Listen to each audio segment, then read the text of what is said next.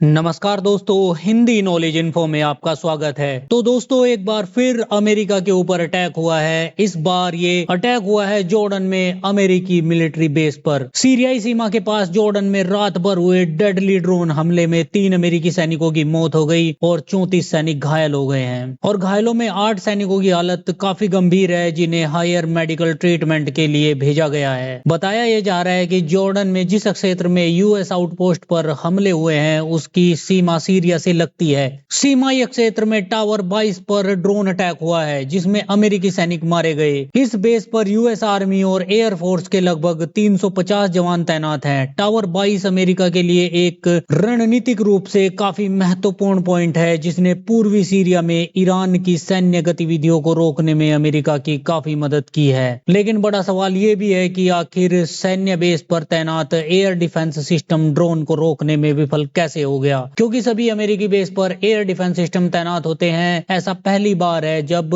अमेरिकी air defence system किसी हमले को नहीं रोक पाए हैं। अमेरिकी मीडिया रिपोर्ट्स के मुताबिक अमेरिकी और सहयोगी देशों के सैन्य बेस पर इराक में कमोबेश 158 हमले किए गए हैं। इन हमलों में मिसाइल, रॉकेट्स और ड्रोन्स का इस्तेमाल किया गया है। हमले में बड़ी संख्या में अमेरिकी सैनिक घायल हुए हैं और सैन्य ठिकानों को भी बड़ा नुकसान उठाना पड़ा है। लेकिन ऐसा पहली बार है जब जॉर्डन में अमेरिकी बेस पर अटैक किया गया है। इजराइल और हमास के बीच जारी जंग के बाद ऐसा पहली बार हुआ है जब मिडिल ईस्ट में अमेरिका का कोई सैनिक मारा गया है। अपने सैनिकों की मौत पर दुख जाहिर करते हुए रविवार को अमेरिकी राष्ट्रपति जो बाइडेन ने श्रद्धांजलि दी। उन्होंने कहा कि पिछली रात हमने अपने एक बेस पर हमले में 3 बहादुर सैनिकों को खो दिया था। बाइडेन ने इस हमले के लिए ईरान समर्थित मिलिशिया को जिम्मेदार ठहराया है। रक्षा सचिव लॉयड ऑस्टिन ने कहा कि हम संयुक्त राज्य अमेरिका हमारे सैनिकों और हमारे हितों की रक्षा के लिए सभी आवश्यक कार्रवाई करेंगे।